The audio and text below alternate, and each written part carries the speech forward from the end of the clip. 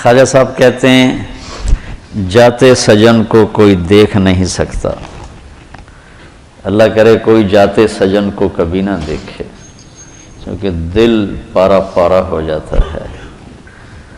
پھر کسی اور کے بہانے کبھی ہائے کرتا ہے، کبھی آنسو بہاتا ہے، کبھی آہیں بھرتا ہے کہ اپنے محبت کو چھپانے کے لیے۔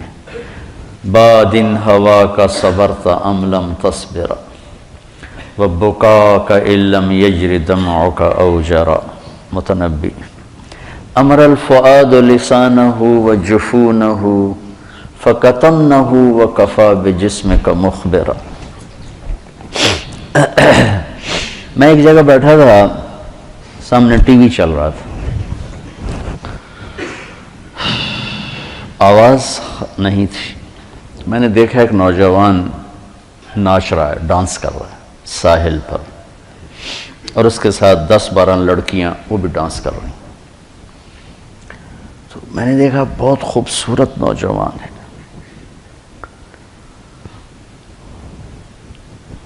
تو مجھے خیال آیا یہ جو اتنی بڑی گمراہی میں ہے، اس کو ہدایت کیسے ملی،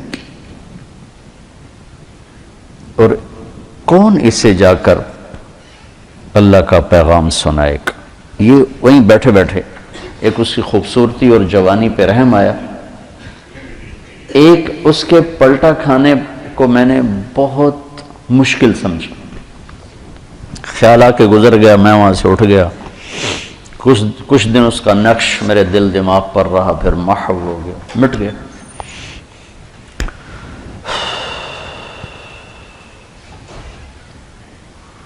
کراچی کا اجتماع تھا ستمبر میں، تو انہوں نے میرے لیے ایک چھوٹا سا خیمہ بنایا ہوا تھا کراچی والوں نے، تو میں وہ خیمے میں بیٹھا ہوا تھا، تو ایک نوجوان میرے پاس آیا کہ جی پاکستان کا ایک مشہور گلوکار ہے، اس کا نام ہے جنید جمشید، میں آپ سے ملانا چاہتا ہوں۔ میں نے کہا کدھر ہے؟ کہ میرے ساتھ ہے۔ میں نے کہا تم کیسے جانتے ہو؟ کہ میرا کلاس فیلو تھا۔ میں نے کہا لے آؤ۔ تو وہ اس کو جب لے کر آیا تو اس نے چہرہ چھپایا ہوا تھا، مجمع کی وجہ سے شاید چہرہ پورا سے چھپایا ہوا۔ میرے سامنے آ کے بیٹھا اور یوں کھولا تو وہ وہی نوجوان جس کو میں نے اسکرین پر ناچتے دیکھا تھا۔ حیران۔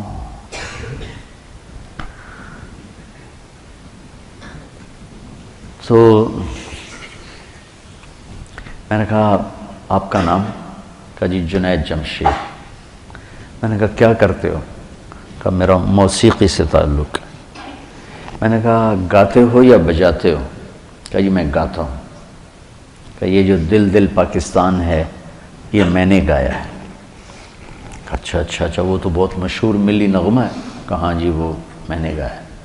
اچھا، اس کے بعد میری اس سے کیا بات ہوئی، اب 20 برس ہونے کو ہیں، یاد نہیں، تاثر یاد ہے کہ اس نے آگے کیا جواب دیا۔ کہنے لگا میرا جی چاہ رہا ہے آپ بولتے رہیں اور میں سنتا رہوں، مجھے لگ رہا ہے جیسے کوئی میرے زخموں پہ مرہم رکھ رہا ہے۔ میرا ایک اور دوست بھی ہے، میں چاہتا ہوں میں اس کو بھی لے کر آؤں، سلمان، وہ بھی آپ کی باتیں سنیں۔ پھر تھوڑی دیر بعد اس نے کہا میں ایک سوال کرتا ہوں۔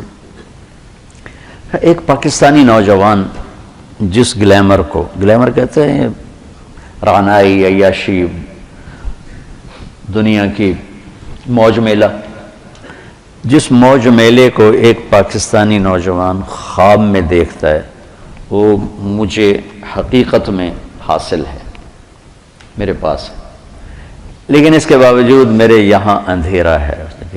کیا یہ میرے یہاں اندھیرا ہے، یہ دل خالی ہے، مجھے یوں لگتا ہے میں وہ کشتی ہوں جس کا کوئی ساحل نہیں، جس کا کوئی گھاٹ نہیں، بے منزل مسافر ہوں۔ اچھا، بے منزل مسافر ہوں، یہ ایسا کیوں ہے؟ میری تو ہر خواہش پوری۔ میں نے کہا اللہ تعالیٰ نے انسان کو 2 چیزوں سے بنایا ہے، ایک جسم ہے، ایک روح ہے۔ ان دونوں کی ضروریات الگ الگ ہیں. جس کی ضرورت پوری نہیں ہوگی وہ فریاد کرے. جسم کو روٹی چاہیے، پانی چاہیے، ضروریات زندگی چاہیے. ان میں سے جو چیز بھی اس کو نہیں ملے گی وہ فریاد کرے گا. روح نہ عورت کو جانتی ہے، نہ روٹی کو جانتی ہے، نہ پانی کو جانتی ہے، نہ موسیقی کو جانتی ہے. روح ایک اللہ کا امر ہے جو صرف اللہ کو جانتا ہے. اسے اللہ چاہیے، اسے اللہ کا رسول چاہیے.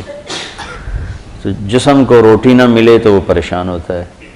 روح کو جب اللہ اس کا رسول کا تعلق نہیں ملتا تو وہ پریشان ہوتی ہے. پھر وہ پریشانی ویرانی بن کر جسم پہ طاری ہوتی ہے. پھر ہم اس کو دور کرنے کے لیے اس سے اور بڑی عیاشی میں جاتے ہیں کہ شاید ابھی کچھ کمی ہے. وہاں اس کی بھوک اور بڑھتی ہے، وہ اور فریاد کرتی. پھر ہم اس سے بڑی عیاشی میں جاتے ہیں، پھر اس کی بھوک اور بڑھتی، وہ اور فریاد کرتی ہے. اس قسم کا مضمون تھا. اس وقت ذرا تفصیل سے تھا، خلاصہ یہ. اور میں نے کہا اس کی مثال ایسے ہے کہ درد ہو اس گھٹنے میں اور دوا لگے اس گھٹنے میں تو دوا بھی جا رہا ہے اور درد بھی نہیں جا رہا. دوا لگ رہا ہے، درد نہیں جا رہا. کیوں؟ جہاں درد ہے وہاں دوا نہیں، جہاں دوا لگ رہا ہے وہاں درد کوئی نہیں، تو آرام کیسے آئے گا؟ تو یہ بے چینی، کرب، یہ تو روح میں ہے اور ہم اسے دور کرنا چاہتے ہیں. جسم کی ضرور موسیقی، کھانا پینا، 5 اسٹار ہوٹل، گلیمر، موج میلہ، پروٹوکول، یہ تو سب جسم کی چیزیں. روح کو ان سے کیا سروکار؟ لیکن جس دن اسے غذا ملے گی، ایک دم منزل بھی ملے گی، راستہ بھی نظر آئے گا، ساحل بھی نظر آئے گا، گھاٹ بھی نظر آئے گا اور منزل مقصود کا بھی پتہ چل جائے گا. تو یہ ہماری پہلی ملاقات تھی اور میں نے غالباً کہا کہ آپ کچھ تبلیغ میں جانا شروع کریں، 3 دن لگانا شروع کریں. کہنے لگا میں کیسے لگاؤں؟ میں تو گاتا ہوں، ناچتا ہوں، ڈانس کرتا ہوں، تبلیغ کس منہ سے کروں؟ کعبہ کس منہ سے جاؤ گے غالب، شرم تم کو مگر نہیں آتی. میں نے کہا یہ تو دوا ہے. تو پہلے دن دوا کھانے سے آرام آتا ہے؟ مسلسل دوا کھاتے کھاتے کھاتے بیماری دبنا شروع ہوتی ہے اور اللہ تعالیٰ اسے ٹھیک کر دیتا ہے. یہ دوا ہے، تم شروع کرو. اس کو سوچو مت کہ میں ناچ رہا ہوں، گا رہا ہوں، چل ٹھیک. کوئی قبولیت کی گھڑی تھی اس نوجوان کی، اس نے 3 دن شروع کر دی. یہ جمشید اس کا کلاس فیلو تھا. یہ اس کو سب سے پہلے سلام دعا، یہ تبلیغ میں لگا تو اس کو اپنا اس کا خیال ہے، اس کو ملنا شروع کیا.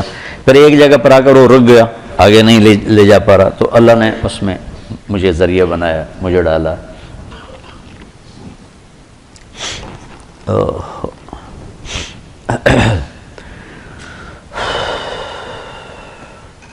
نومبر 1997 میں 4 مہینے کے لیے میری تشکیل ہو گئی امریکہ. مستورات کی جماعت، میں اور اہلیہ اور لاہور کی جماعت تھی. میں لاس اینجلس میں تھا تو میں نے اسے فون کیا. تو اس زمانے میں یہ CLI پر نمبر نہیں آتا تھا تو، اور یہ اتنے موبائل فون یہاں اتنے تھے بھی نہیں، دوسرے فون تھے. تو میں نے اس کا فون نمبر لے لیا تھا. تو میں نے اسے لاس اینجلس سے فون کیا. کہنے لگا آپ کہاں سے بول رہے ہیں؟ میں نے کہا میں امریکہ میں ہوں، لاس اینجلس میں. کہنے لگا نہیں. میں نے کہا وہیں سے ہوں. کہا قسم اٹھائیں. قسم اٹھائیں. میں نے کہا چھوٹی سی بات پہ کیسے قسم اٹھاؤں؟ کہا نہیں یہ بہت بڑی بات ہے. میں نے کہا کیوں؟ اور میں ساری دنیا پھرتا ہوں، کبھی اپنی بیوی کو فون نہیں کیا، اب مجھے فون کیسے کر رہے ہیں؟ میں نے کہا یار تم سے محبت ہو گئی تھی اس لیے فون کر رہا ہوں. بس اس ایک فون نے نا اس کے دل میں میری محبت ڈالی. میں جب یہ حج پہ جاتا ہوں میرا 60-70 ہزار روپیہ صرف فون کا بل ہوتا ہے. 3000 تقریباً ریال میرا ہر سفر میں 15-20 دن میں میرا فون کا ہوتا ہے کہ میں ایسے ہی فون کرتا رہتا ہوں. وہاں کا فون وہ ہزاروں بیانوں سے بڑھ کر ہوتا ہے. بیان تو ایک چھوٹی سی چیز ہے. مولانا صاحب رحمۃ اللہ علیہ فرمایا کرتے تھے کہ تبلیغ میں بیان کا اتنا ہی حصہ ہے جتنا جسم میں زبان کا. 6 فٹ کے جسم میں 5 فٹ 10 انچ 8 انچ کے جسم میں 2 انچ کی زبان ہے. کہ اتنا ہی تبلیغ میں زبان کا حصہ ہی بول کا بیان کا، باقی لوگوں کو دل لینے کے لیے پتہ نہیں کیا کیا جتن ہے. تو اس پر اتنا اثر ہوا اس بات کا کہ انہوں نے مجھے امریکہ سے فون کیا. تو پھر میں اسے پورے سفر میں فون ملاتا رہا، اب یہاں ہوں، اب یہاں ہوں، اب کیا حال ہے، اب کیا حال ہے. تو اللہ نے اس کے دل میں میری محبت ڈال دی. پھر وہ چلے کے لیے نکلا. پہلے اس نے چلے لگایا، 3 چلے نے چلے لگایا. رائمنڈ آیا، ملا، میں نے بڑا پروٹوکول دیا، بہت پیار محبت ہنسا کھیڈا. تو کرتے کرتے کرتے کرتے اس نے 3 چلے لگا، 3 چلے کے لیے نکل پڑا. یہ غالباً 2001 یا 2 اس کا مجھے پورا یاد نہیں ہے. تو اس وقت یہ 3 چلے کے لیے نکلا. تو اس نے مجھے بالا کوٹ سے فون کیا کہ مولانا میں اس وقت بالا کوٹ کی ایک پرانی مسجد ہے، اس میں ہماری جماعت ہے، باہر فرش ٹوٹا ہوا ہے، اس پر ایک پھٹی ہوئی چٹائی ہے، اس پر میں لیٹا ہوا آپ کو فون کر رہا ہوں.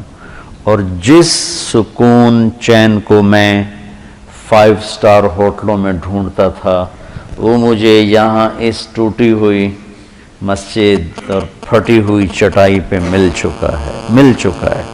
مجھے یوں لگ رہا ہے میں ہوا میں اڑ جاؤں گا، بعین ہی اس کے یہ الفاظ. تو میں نے کیا جواب دیا یاد نہیں، لیکن غالباً میں نے یہی کہا کہ اب روح تک اس کی غذا پہنچ گئی تو موج ہو گئی.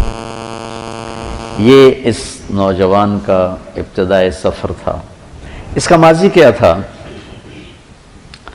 گلیمر کی دنیا میں، شوبز کی دنیا میں اتنا بڑا موسیقی میں سٹار آج تک نہیں پاکستان میں نہیں ہے، پاکستان میں کوئی نہیں ہے. اتنا بڑا نام کسی نے نہیں بنایا نہ کمایا. میں آپ کے استادوں کو بھی بتا رہا تھا، لندن میں ہر سال ایک میلہ لگتا ہے جس میں پوری دنیا کے بڑے فنکار، بڑے ہر ایک نہیں، بڑے جواد وسیم جیسے نہیں، بڑے فنکار بلائے جاتے ہیں. اور اس میں جو پھر وہ ریٹنگ لیتے رہتے ہیں سارے ملکوں سے. پورے دنیا میں ٹاپ لیول کا جو سٹار ہوتا ہے اس کے لیے خیمہ درمیان میں نصب کیا جاتا ہے اور اس پر اس کا سپر سٹار فلاں فلاں یہ ہوتا ہے. اور باقی خیمے چھوٹے چھوٹے چھوٹے چاروں طرف ہوتے ہیں. رہتے وہ ہوٹل میں ٹھہرے ہوتے ہیں، لیکن وہ اس میلے میں نمائندگی کے لیے ان کو چند گھنٹے وہاں بٹھایا جاتا ہے. پھر لوگوں کا آنا، پھر باقی گانا بجانا، یہ سب کا. میں جب پہلی دفعہ وہاں انوائٹ ہوا، مدعو کیا گیا، تو میں نے، میرا خیمہ لگا ہوا تھا، تو بیچ میں جو خیمہ تھا سپر سٹار وہ امیتابھ بچن تھا. اور سپر سٹار امیتابھ بچن. مجھے خیال آیا کہ میرا نام بھی کبھی آ سکتا ہے. تو میں نے خود ہی کہا کہ نہیں، تیری یہ اوقات نہیں کہ تیرا نام یہاں آئے. 4 سال کے بعد میں جب اس میلے میں گیا تو میں دیکھ کے حیران ہوا کہ بالکل درمیان میں سپر سٹار جنید جمشید، وہ خیمہ میرے نام کا. یہ بلندی کی انتہا ہے. یہاں سے وہ چٹائی پر آیا معمولی سفر میں. آج سارا ملک رو رہا ہے. اور اب آج صبح ہی ایک بچی نے کینیڈا سے فون کر کے مجھے رلا دیا. میں تو پہلی 4 دن سے رو رہا ہوں، تو اس نے پھر مجھے رلا دیا. میں نے ایسا غم کسی کی موت پہ نہیں دیکھا. میں 46 سال ہو گئے تبلیغ میں. بڑی بڑی مذہبی شخصیات گئیں، سیاسی دنیاوی شخصیات گئیں. کسی کے رونے پر اس طرح عوام، چھوٹے بڑے، مرد عورت، مالدار غریب فقیر، سندھی بلوچی بروئی پٹھان پنجابی، میں نے کسی کو ایسے روتا نہیں دیکھا جیسے اس کی موت پر دنیا روئی ہے، روئے جا رہی. یہ وہ اعزاز ہے جہاں سے وہ چھوڑ کے آیا تھا.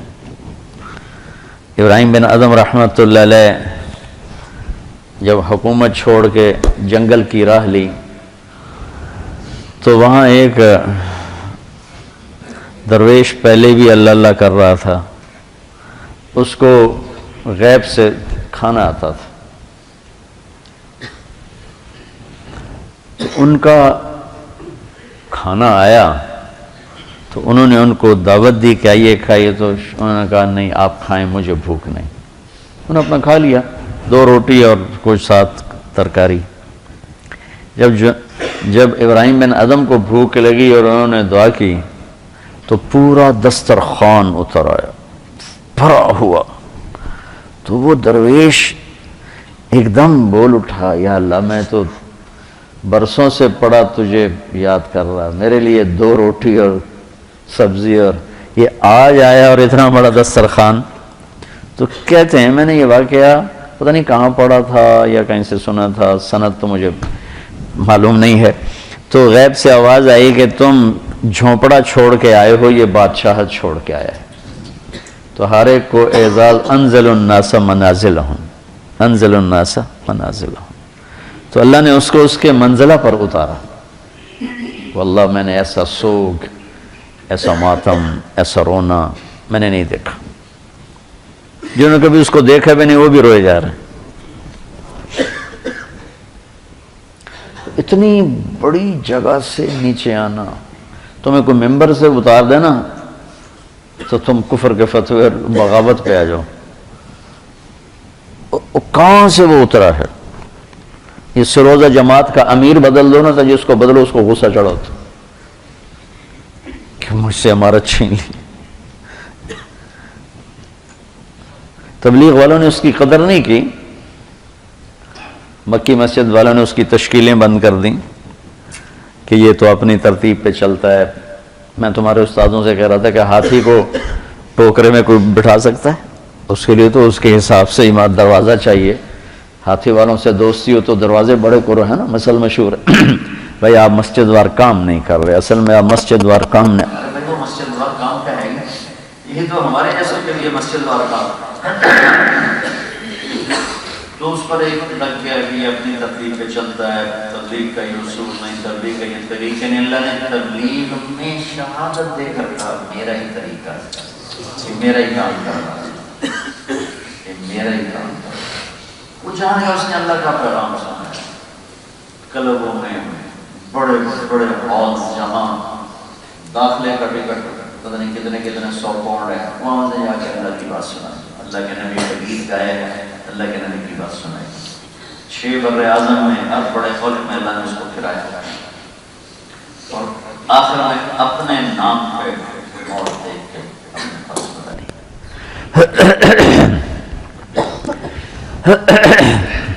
3 چیلے لگنے کے بعد اب اس کو کام تو کوئی آتا نہیں، بالکل سادہ، دنیا کے لحاظ سے کچھ پتا، بہت ہی سادہ۔ جب اس نے پہلی البم بنائی نا، البم نعتوں کو وہ جو تھی، ہاں پہلی البم بنائی نا جلوہ جانا، تو مجھ سے کہنے لگا میں نے البم بنائی ہے تو میں سوچ رہا ہوں میں اس کا نام کیا رکھوں۔ میں نے کہا کیا رکھو؟ کہ میں سوچ رہا ہوں عمل میں بالمعروف نہیں انل منکر رکھ۔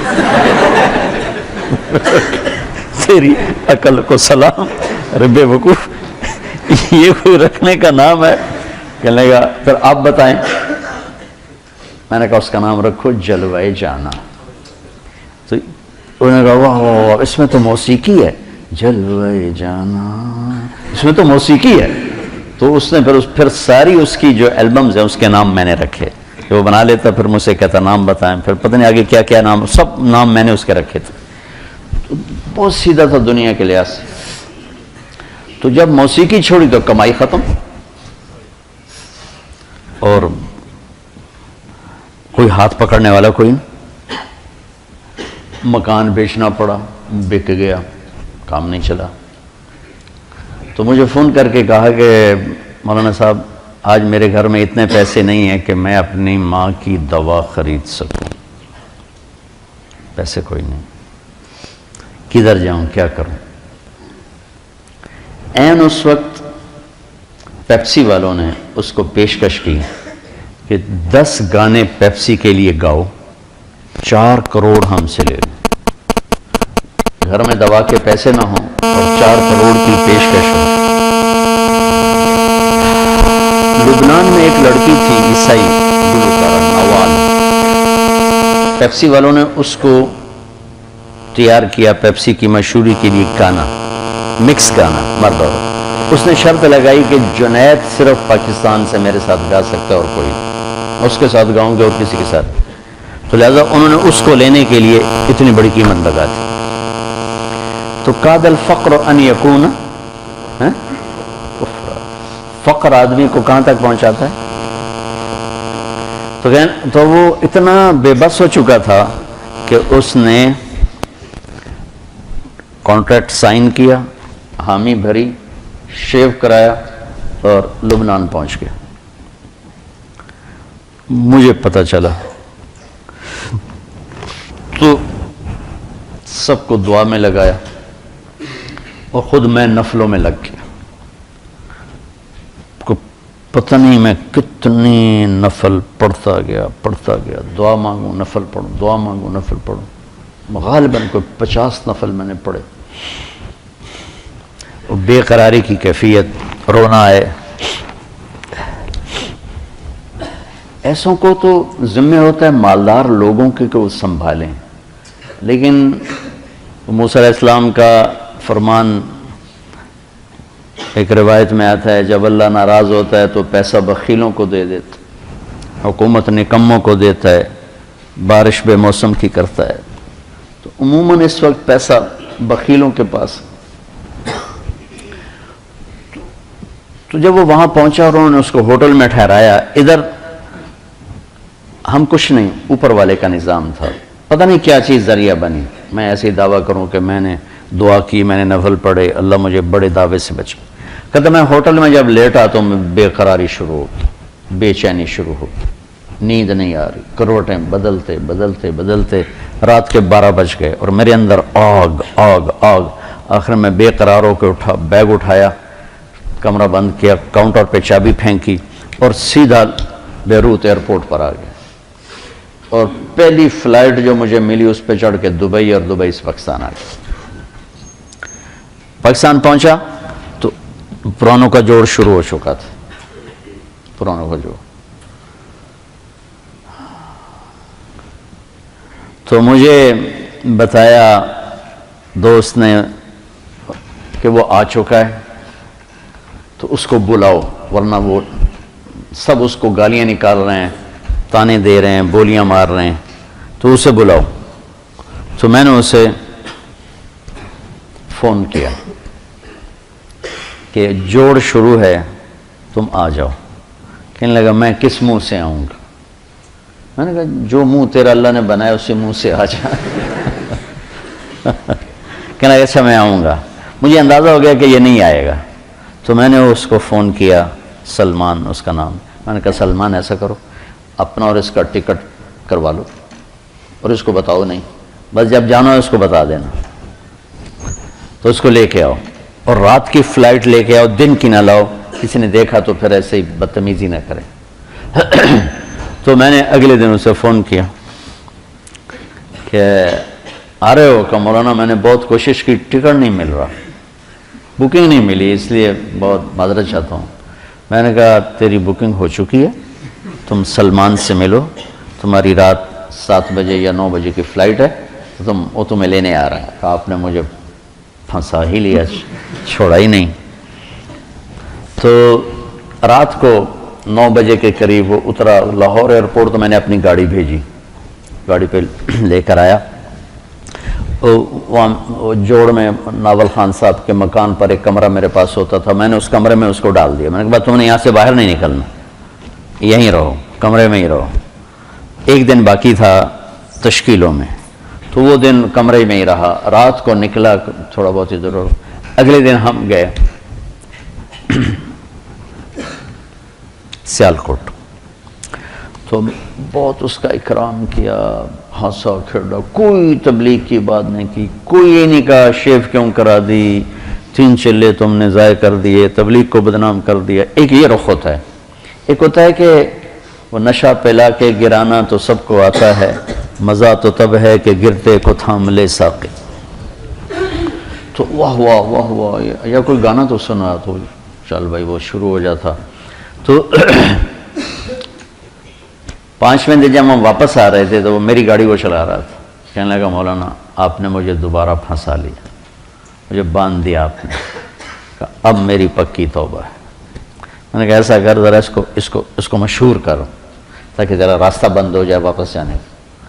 تو میرا بیان تھا کولو تارڑ میں، تو ہم وہاں چلے گئے اور وہاں سے فارغ ہوئے تو ہم رائمنڈ کی طرف، اس کو میں نے لاہور بھیج دیا اور ایک دن پہلے اعلان کروا دیا اس سے کہ میں پریس کانفرنس کرنے جا رہا ہوں۔ تو بہت بڑی پریس کانفرنس ہوئی پریس کلب میں، تو اس میں اس نے کھل کے یہ اعلان کیا کہ میں اب موسیقی سے توبہ کر رہا ہوں اور آئندہ انشاءاللہ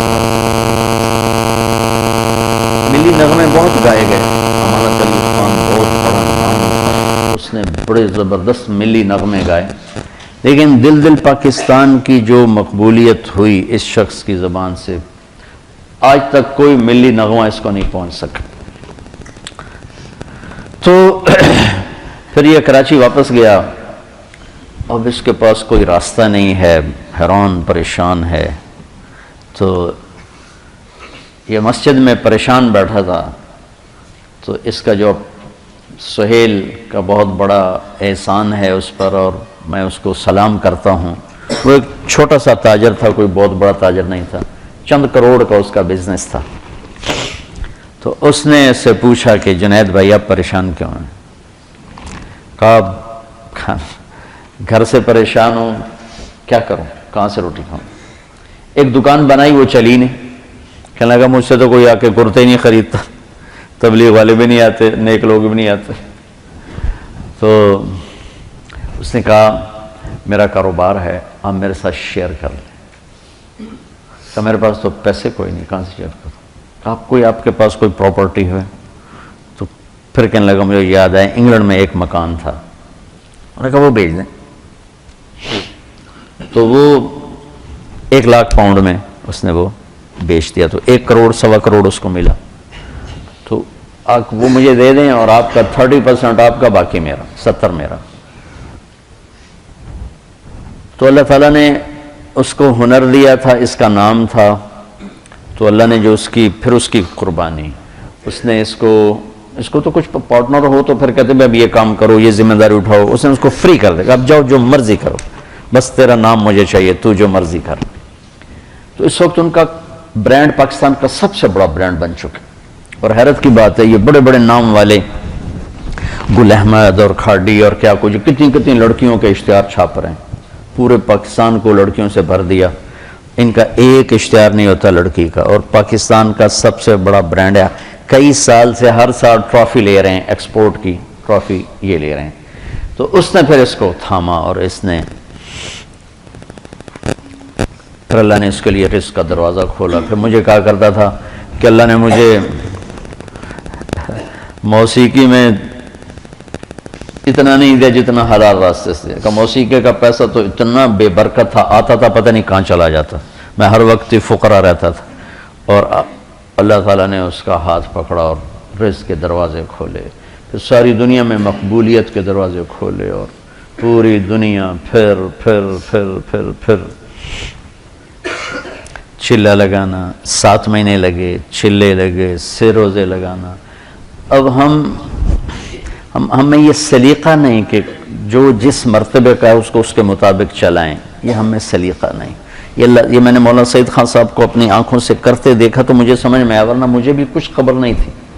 ہمیں اصولوں کا۔ تو میرے نبی کا انداز یہ نہیں تھا جریر بن عبداللہ کے لیے چادر بچھا رہے ہیں، ابو بکر کے لیے نہیں بچھائی، جریر بن عبداللہ کے لیے بچھائی، یمن کے شہزادے ہیں، ان کو اپنی چادر پیش کی، اس پر بیٹھو۔ عدی بن حاتم کو سرانہ پیش کیا، اس پر بیٹھو۔ تو انزل الناس منازلہم میں ہم سے نا وہ پہچان نہیں ہو پاتی، تو ہم بڑے بڑے ہیرے ضائع کر بیٹھتے ہیں۔ پھر اللہ تعالیٰ نے اس کا جانا جلدی لکھا تھا۔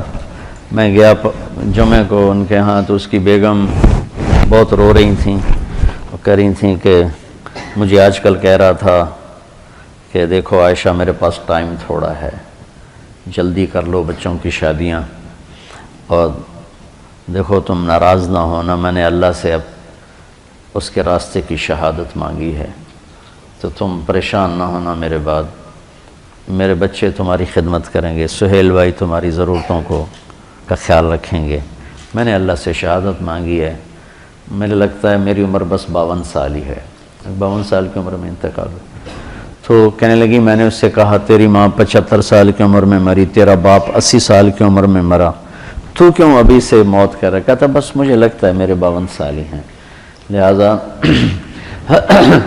پریشان نہ ہونا میرے بعد، اللہ تمہیں ضائع نہیں کرے گا، تمہارے بچے تمہاری خدمت کریں گے، سہیل بھائی تمہاری ضرورتیں دیکھیں گے۔ تو میں نے اپنے اللہ سے مانگا کہ میں اس کے راستے میں اپنی جان دوں، تو کہاں سے تقدیر نے اس کو اٹھایا،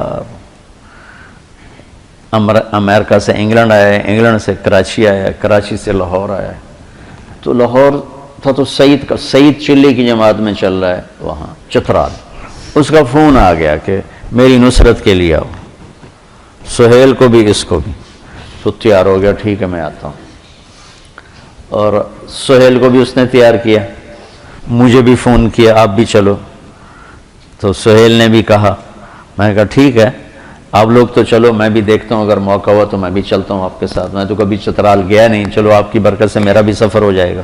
کاش آپ میں سے کوئی بچہ مجھے اس جیسے اخلاق والا مل جاتا۔ میں تمہارے استادوں سے کہہ رہا تم سارا دن قرآن حدیث پڑھاتے ہو، کیونکہ تم سب میرے سامنے میرے بچے ہو، کچھ میرے بھائیوں جیسے مولانا عبیداللہ صاحب جیسے میرے بڑا، مولوی مفتی صاحب جیسے، باقی سب تو میرے چھوٹے ہیں۔ میں نے کہا میں دیانتداری سے کہتا ہوں، میں تم میں وہ اخلاق نہیں، اپنے میں وہ اخلاق نہیں دیکھتا جو میں نے اس نوجوان میں وہ اخلاق دیکھے۔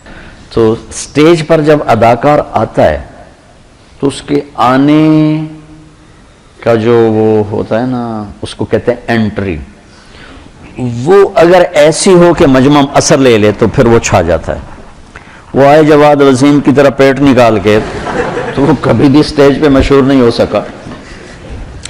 تو ایک اداکار کا آنا یہ بڑا قیمت رکھتا ہے۔ ایک جب وہ اپنا پروگرام یا اپنا حصہ ختم کر کے جب نکلتا ہے پیچھے، ایک وہ بیچ میں کچا پکا بھی ہو جائے تو کوئی فرق نہیں پڑتا، لیکن اس کا آنا بھی ہونا چاہیے گرم جوشی کا، اور جانا بھی ہونا چاہیے گرم جوشی کا، تو پھر بیچ کا جو کچا تاثر ہے یا تھوڑا جو ڈاؤن ہوتا ہے وہ لوگ بھول جاتے ہیں۔